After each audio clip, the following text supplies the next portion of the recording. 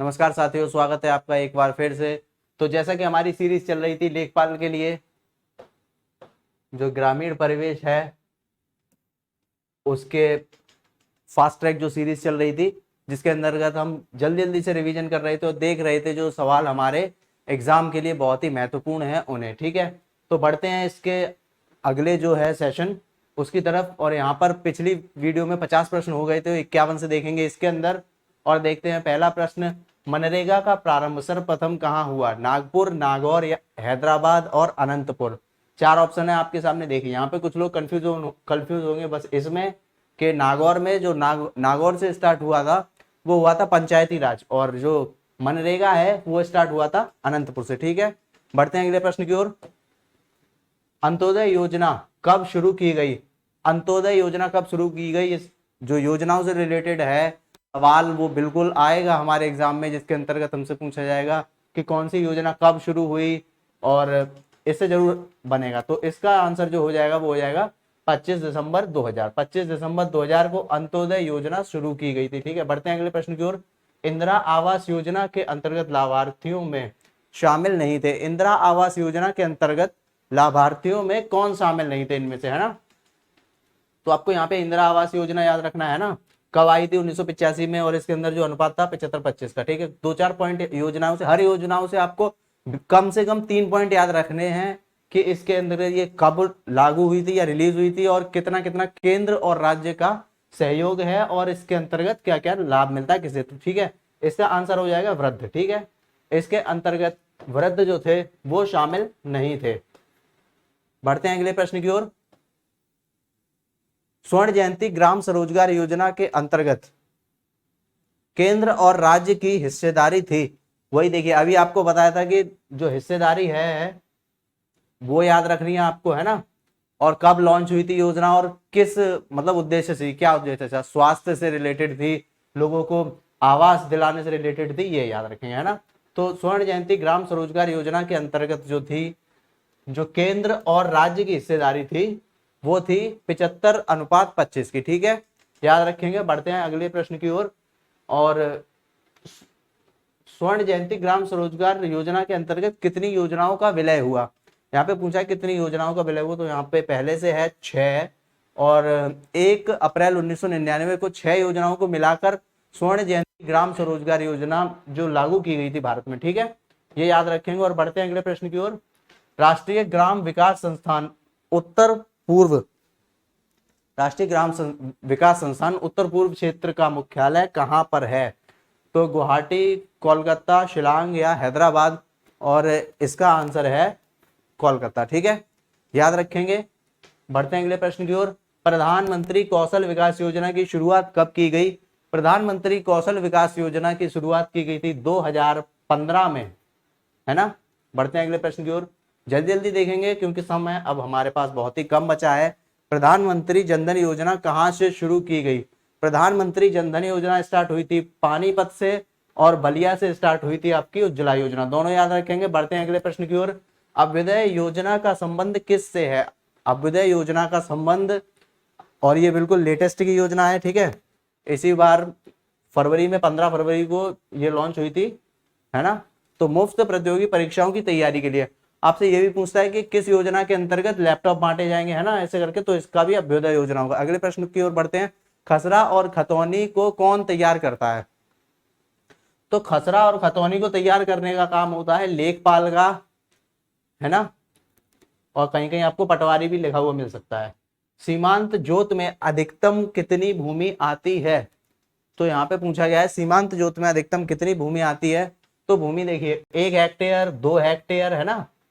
ऐसे करके 1 hectare, 2 hectare, 4 hectare, 10 hectare और 10 हेक्टेयर से अधिक, ये 5 जो श्रेणियां हैं वो उनमें विभाजित हैं भूमि के जो धारक होते हैं ना। तो इनमें जो सीमांत जोत होता है वो होता है 1 हेक्टेयर से कम वाला। ठीक है, इसका आंसर हो जाएगा 1 हेक्टेयर। यहाँ पे लिखा है अधिकतम भूमि, अधिकतम 1 हेक्टेयर, यानी कि 1 हेक्टेयर से जिनके पास कम भूमि होगी वो सीमांत जोत में आएंगे। ठीक है, और चलिए बढ़ते हैं अगले प्रश्न की ओर।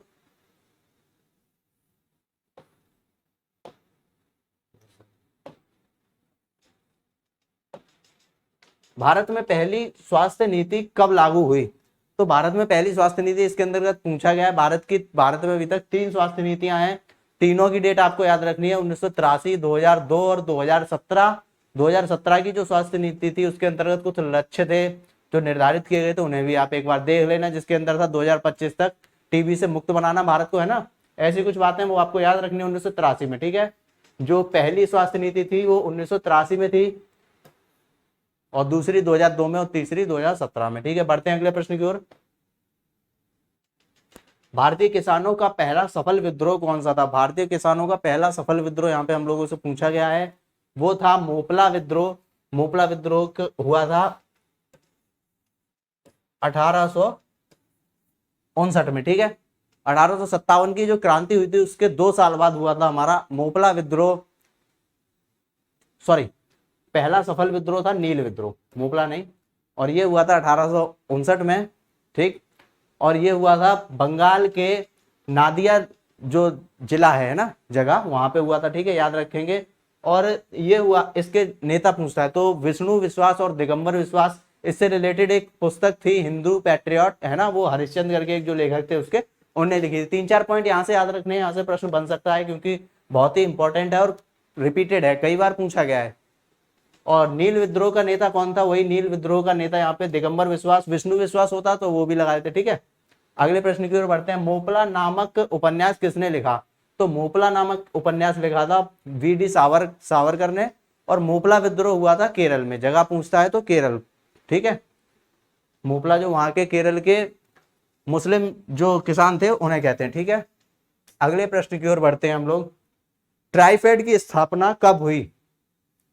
तो ट्राइफेड सबसे पहले देखेंगे। ट्राइफेड ऐसी संस्था है जो अनुसूचित जातियों के द्वारा बनाए गए जो प्रोडक्ट होते हैं, जिन्हें अनुसूचित जाति यानी एसटी जंगलों में रहकर जंगलों के उत्पादों का निर्माण करती है, उन्हें बेचने के लिए एक माहौल, है ना, एक ऐसा एनवायरनमेंट क्रिएट करता है ट्राइफेड, और उनके जो उत्पाद होते हैं उन्हें बेचता है, ठीक है, इतना याद रखेंगे। और 1987 में इसकी स्थापना या गठन जो हुआ था।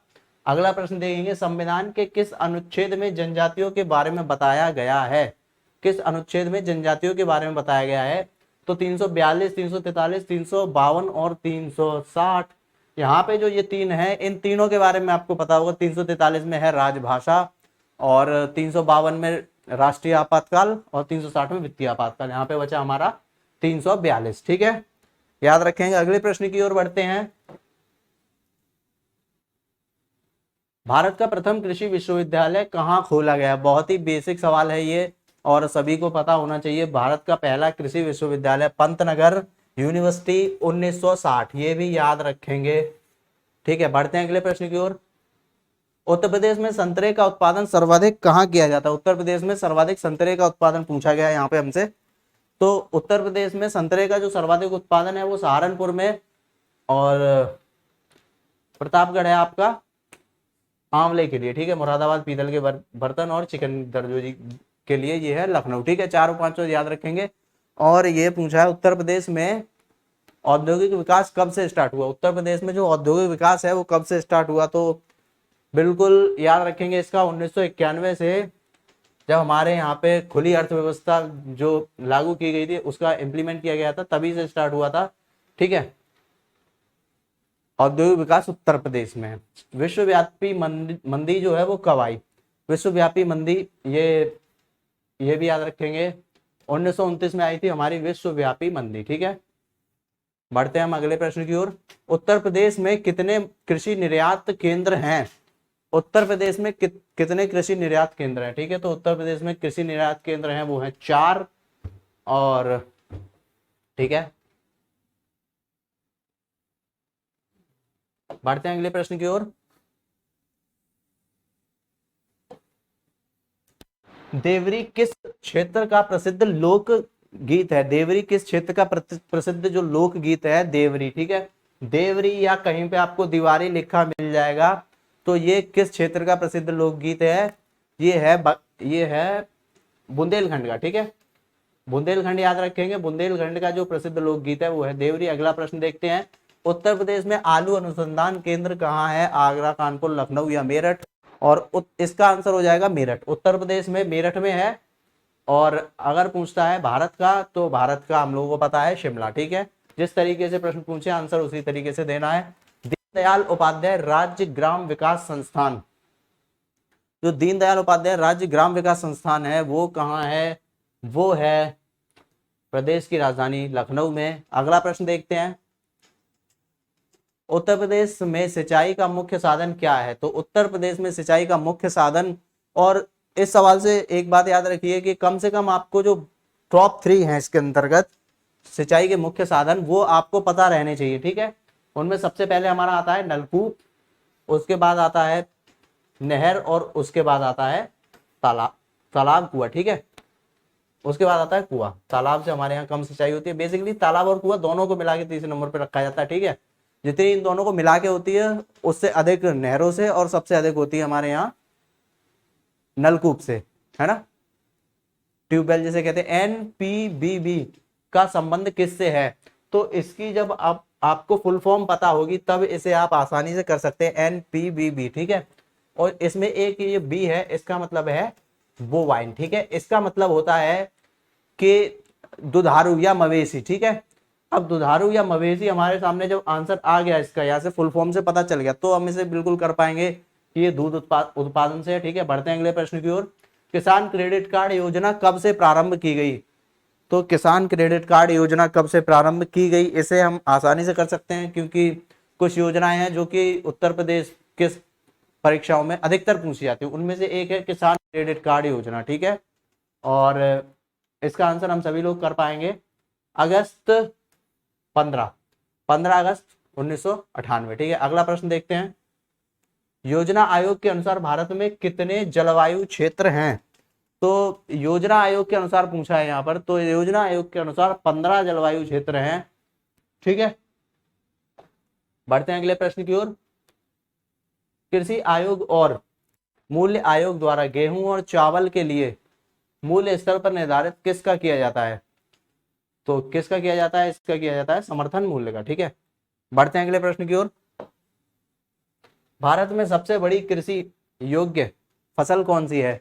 कौन सी फसल ऐसी है जो सबसे ज्यादा कृषि योग्य है ना इनमें से?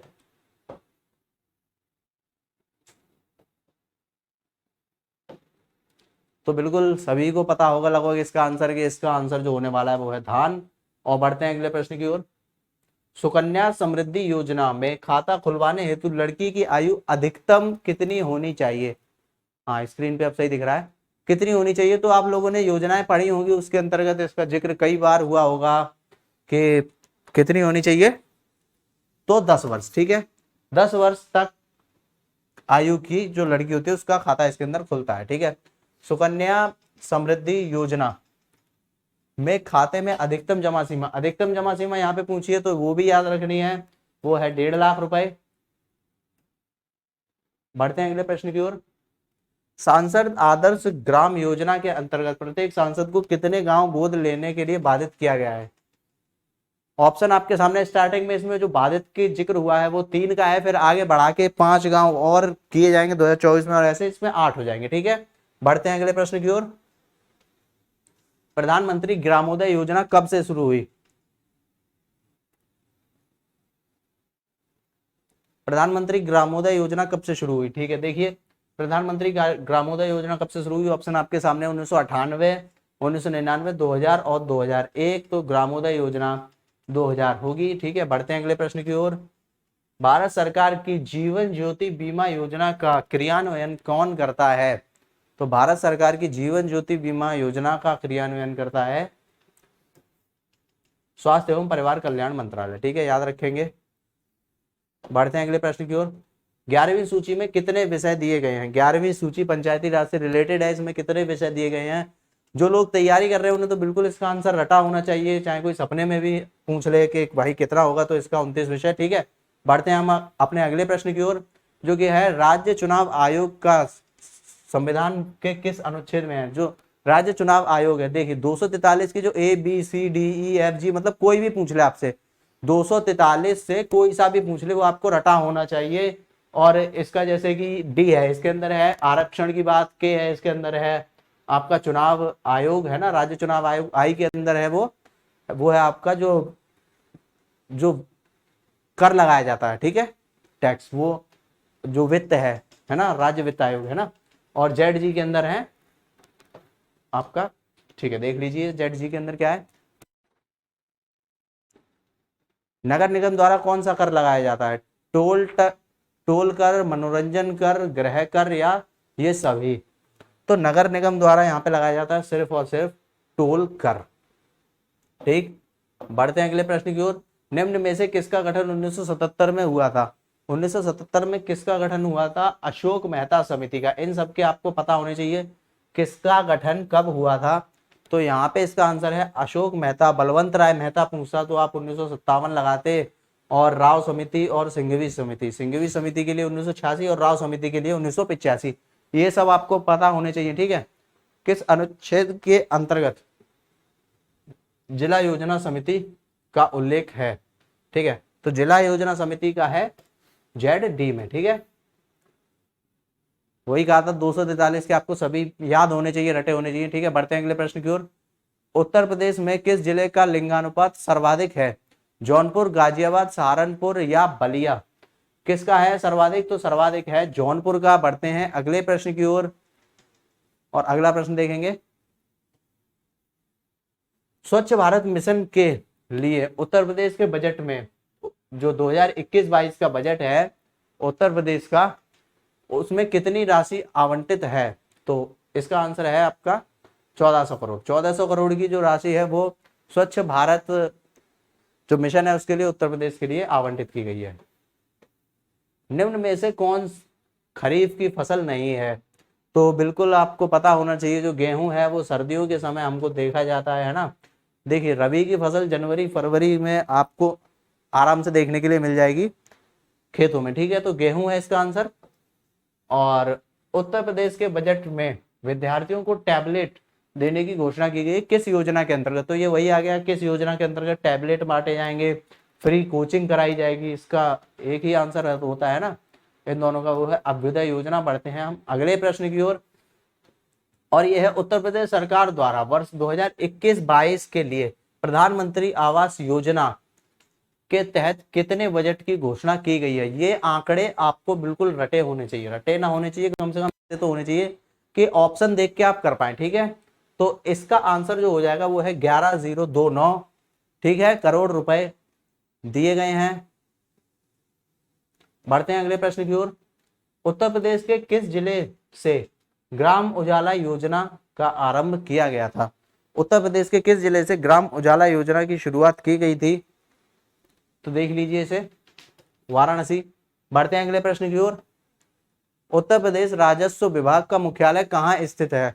राजस्व विभाग का जो मुख्यालय है वो कहाँ स्थित है? आपको याद रखना है, राजस्व विभाग, राजस्व परिषद, इनके मुख्यालय, न्यायिक जो शाखा है उसका, और प्रशासनिक। ठीक है, ये कुछ पॉइंट याद रखने हैं, और इसका आंसर हो जाएगा इलाहाबाद यानी कि प्रयागराज। ठीक है, उत्तर प्रदेश राजस्व परिषद की स्थापना कब हुई?